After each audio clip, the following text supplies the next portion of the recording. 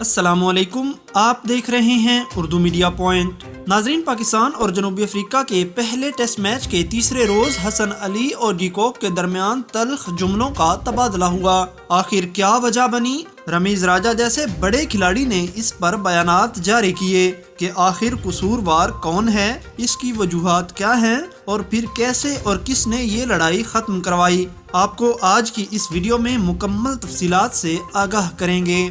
آپ ویڈیو کو لائک کر دیں اور اسے آخر تک ضرور دیکھیے گا۔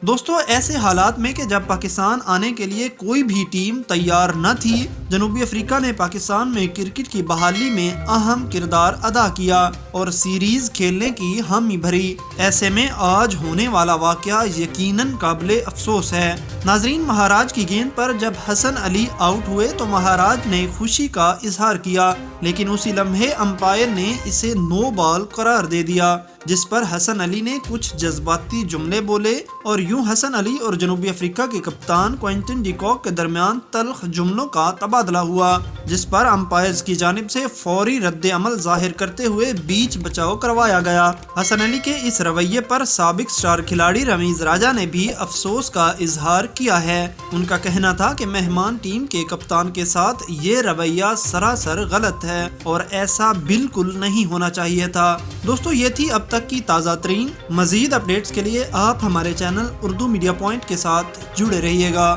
اللہ نگہبان۔